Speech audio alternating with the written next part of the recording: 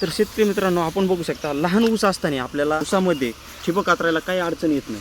सरीमध्ये ठिबक कातरायला कसल्याही प्रकारचे अडचण येत नाही. तुम्ही बघू शकता सहज हे लहान आहे कडीचा ऊस, तर हा सहज हाताळता येतो. पण इथं जर बघितलं आपण तर ही इथं मोठाला आहे आणि या सरीमध्ये दोन्ही साईडनं आता अंतर जुळलेलं आहे. त्यामुळं काय होतं आहे, आपण मध्ये सेंटरमध्ये जर टाकायला गेलं पाईप तर ही पाईप वरी राहते अशी. तर तुम्हाला दुसरी गोष्ट सांगतो की आपण जर अशा पद्धतीने जर टाकायची असेल आईन सेंटरला, तर आपण ही पाईप दोन्ही पायाच्या आतमध्ये घ्यायची आणि अशा पद्धतीने आपण ओढायची, जेणेकरून ऊस अशा दोन्ही साईडला होईल. असा झाल्याच्यानंतर दोन्ही साईडला झाल्यामुळं हे खाली ऊस जाईल आपल्या पायामधून. हे पाईप खाली जाईल, ऊस दोन्ही साईडला जाईल आणि ही पाईप जर बघितली आपली ठिबकची ही पूर्णतः खाली जाते. बघा तुम्ही आईन सेंटरला ही आतरली जाते. इथं जर बघितली तुम्ही तर आईन सेंटरला आतरली जाते. तर अशा पद्धतीने तुम्हाला सोपी आयडिया ही.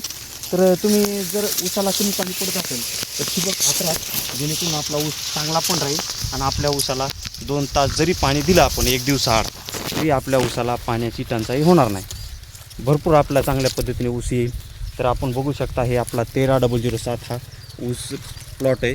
तर तुम्ही जर फुटवे जरी बघितले तर भरपूर चांगल्या पद्धतीचा आलेला आहे ऊस आणि हिरवागार चांगला झालेला आहे. आता हा कांड्याला लागलेला आहे ऊस. तर त्यासाठी आपल्याला उन्हाळ्यामध्ये पुन्हा आपण जे ऊसावर ठिबक टाकलेले आईन सेंटरला अशी टाकलेली होती बुडात त्या ऊसाच्या, तर काय होतं आहे, मोठाला ऊस झाल्याच्यानंतर आता सध्या काही अडचण येत नाही, पण मोठाला ऊस झाल्याच्यानंतर याच्या मुळ्या पूर्णतः ह्या ऊसामध्ये जातात किंवा ऊस वाकडे तिकडे जाऊन हे पूर्णतः अशा हे ठिबक आपलं हे पूर्णतः बुडात अडकून बसतं आहे. मग अडकल्याच्यानंतर आपल्याला ज्यावेळेस ठिबक काढायचं आहे पावसाळ्यात मोठाला ऊस झाल्याच्यानंतर तर काढता येत नाही. त्यामुळं आत्ताच आपण एकतर आईन सेंटरला लावायचं ठिबक, नाही तर दुसरी गोष्ट म्हणजे अशा पद्धतीने ह्या ऊसाच्या बुडाला असं तुम्ही आतरू शकता अशा पद्धतीने, जेणेकरून आपला ऊस जरी तिथंपर्यंत जरी राहिला तर आपल्या ऊसाला ह्या ठिबकला काही अडचण येणार नाही आणि आपण सहजपणे काढू शकतो. ज्यावेळेस मशीनने किंवा आपला ऊस टोळीच्या सहाय्याने जाईल, ऊस तोडला जाईल, त्यावेळेस आपली ठिबक तुटणार नाही. यासाठी आपण आईन सेंटरमध्ये ठिबक टाकायलेलं आहे आणि पाण्याची बचतसुद्धा होणार.